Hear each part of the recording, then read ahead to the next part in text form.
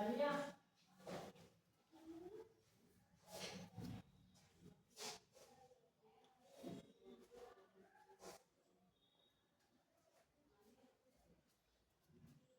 Evening. आज का जैसा कि विदित है कि हमारा चैप्टर राव कल्याणमल जो कि 1542 से 1574 तक बीकानेर का शासक रहता है।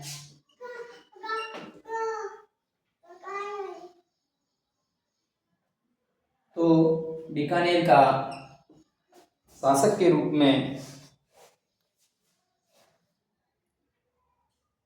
इनका समय के रूप में ये शासन करते हैं। तो इनसे पूर्व बीकानेर के राव राजा राव जयसिंह का जैसा कि विदित है कि साहिबा और पाइबा का युद्ध 1542 ईस्वी में राव मालदेव वर्सेस राव जयसिंह के बीच में हुआ। तो इस युद्ध से पूर्व जैसा कि कहा जाता है कि अपने फैमिली को, परिवार को सुरक्षा के हिसाब से सिरसा भेज देता है और कहा जाता है कि वीरतापूर्वक ये युद्ध लड़ते हैं। और वर्तमान में साहिबा और पाहिबा दो गांव हैं जो ये बीकानेर और गंगानगर की बॉर्डर पे, ये वर्तमान में दोनों गंगानगर में आते हैं। तो इस युद्ध में लड़ते हुए राव जयसिंह वीर गति को प्राप्त करता है और जैसा कि विदित है कि राजकुमार के रूप में राव कल्याणमल, विवाह मारूंगा अभी, राव कल्याणमल राजकुमार के रूप में जैसा कि विदित है कि राव जयसिंह के समय पाती पर्वन के तहत सांगा ने संदेशा भेजा। तो खानवा के युद्ध में सहयोग के रूप में राजकुमार राव कल्याणमल के नेतृत्व में सेना भेजी थी और उस सेना का नेतृत्व किया था। और राजकुमार के रूप में कामरान ने भटिंडा पर अधिकार कर लिया था और बीकानेर पर अधिकार करने का प्रयास कर रहा था, जो कामरान हुमायूं का पुत्र है। तो उसको हराने में 1534 ईस्वी में राव जयसिंह के समय राव कल्याणमल की अहम भूमिका रही। और जैसा कि राव मालदेव साहिबा पाइबा के युद्ध में हराने के बाद बीकानेर पर राव मालदेव का अधिकार हो जाता है और राव मालदेव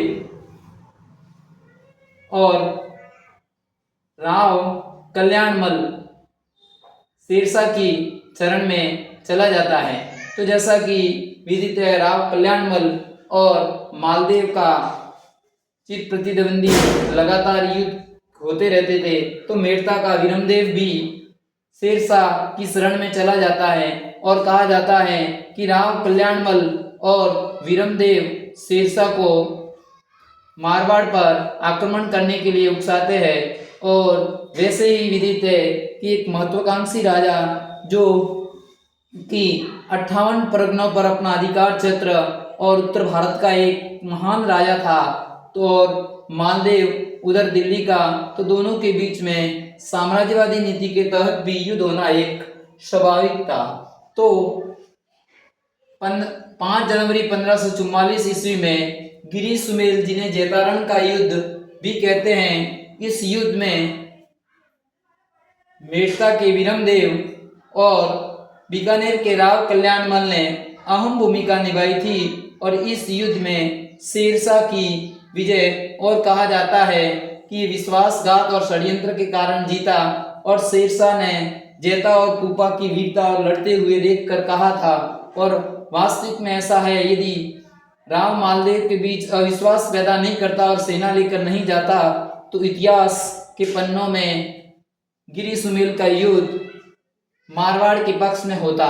और इसी युद्ध की वीरता को देखकर और कड़े संघर्ष के बाद शेरशाह जीता था। उसने कहा था, मैं मुट्ठी भर बाजरे के लिए अर्थात मारवाड़ क्षेत्र के लिए मैं पूरे सल्तनत की, हिंदुस्तान की बादशाह खो देता। ये उनके खुद के मुख से जवानी बोल थे।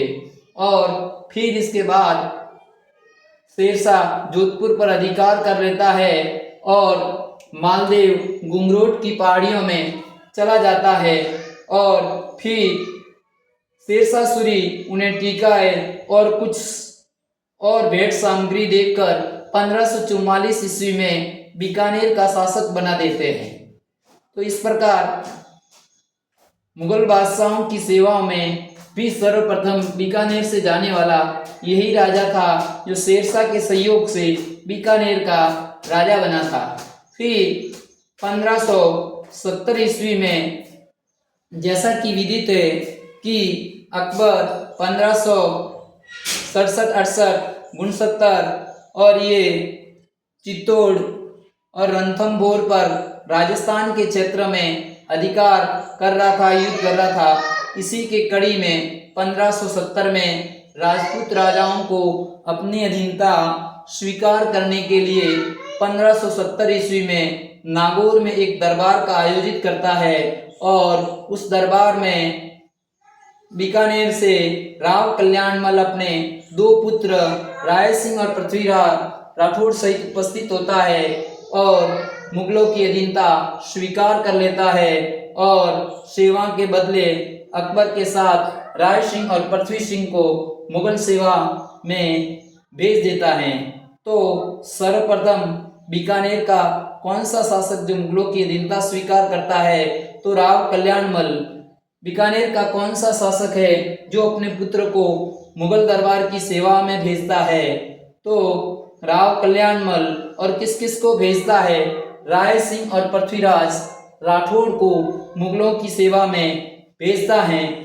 और कहा जाता है कि पृथ्वी सिंह और राणा प्रताप ये समकालीन थे, दोनों की अच्छी मित्रता थी और कहा जाता है कि अकबर द्वारा इन्हें समझाने के लिए एक कविता के माध्यम से और इस तरह से समझाते हैं जो कि कन्हैयालाल सेठी की एक कविता है, पाथल और पीथल। पाथल महाराणा प्रताप, पीथल पृथ्वीराज राठौड़, जो लेकिन पृथ्वीराज राठौड़ भी महाराणा प्रताप की गौरवशाली और देशभक्ति और मातृभूमि की सेवा में तत्पर उनको झुका नहीं सकी थी। तो पातल और पीतल याद रखना है। पातल महाराणा प्रताप है, पीतल पृथ्वीराज राठौड़ जो अकबर का एक मुख्य दरबारी कवि के रूप में था। और आगे चलकर राय सिंह एक बड़ा युद्धवीर सेनापति बनता है और मुगल दरबार में इन्हें 4000 की मनसबदार दी जाती है और कहा जाता है कि अकबर की मृत्यु के बाद 1574 में ये राजा बनता है। 1574 से 1612 ईस्वी तक जहांगीर का विश्वास पात्र और कहा जाता है कि अपने भाइयों के विरुद्ध युद्ध करने के लिए जाने से पूर्व आगरे के किले की जिम्मेदारी राय सिंह को दी थी। तो इस प्रकार बीकानेर का एक शासक जिनके बारे में आपने पढ़ा, तो राव कल्याणमल राजकुमार के रूप में खानवा के युद्ध में लड़ा। 1534 में कामरान भटीना के युद्ध में उसको हराने में सहयोग किया। साहिबा पाइबा के युद्ध से तो पूर्व उसे सुरक्षित भेज दिया था। फिर गिरी सुमेल के युद्ध में शेरशाह का सहयोग किया और उन्हीं के सहयोग से 1544 में बीकानेर का राजा बनता है। और 1570 में राजस्थान के राजपूतों शासक को अधीनता स्वीकार करने के लिए, जैसा कि अकबर दिल्ली में नागौर में दरबार का आयोजित करता, तो उस दरबार में बीकानेर के राव कल्याणमल अपने पुत्र पृथ्वी सिंह और उसके उपस्थित होते हैं और अधीनता स्वीकार करते हैं। इस प्रकार बीकानेर के इतिहास में मुगलों की अधीनता स्वीकार करने वाला पहला राजा राव कल्याणमल था। उसी के साथ राव हर राय जो जैसलमेर का था, उसने भी अधीनता स्वीकार की थी। और उसी प्रकार कहते हैं कि उस दरबार में मोटा राजा उदय सिंह मारवाड़ का और कहते हैं कि राव चंद्रसेन भी उपस्थित हुआ, लेकिन वहां जाकर वह दरबार में उपस्थित न होकर वापस लौट आता है, जिन्हें हम राव चंद्रसेन को मारवाड़ का प्रताप और प्रताप का अग्रगामी कहते हैं। वह इसी नागौर दरबार से के संदर्भ में जुड़ी हुई है और मेड़ता का राव विरमदेव भी इसकी अधीनता इस समय स्वीकार कर लेता है। तो हम अगले अध्याय में राय सिंह के बारे में पढ़ेंगे, जो बीकानेर का एक महान शासक जो 1574 से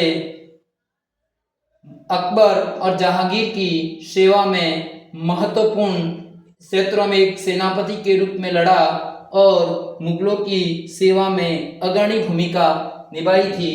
तो हम अगले अध्याय में राय सिंह के बारे में पढ़ेंगे।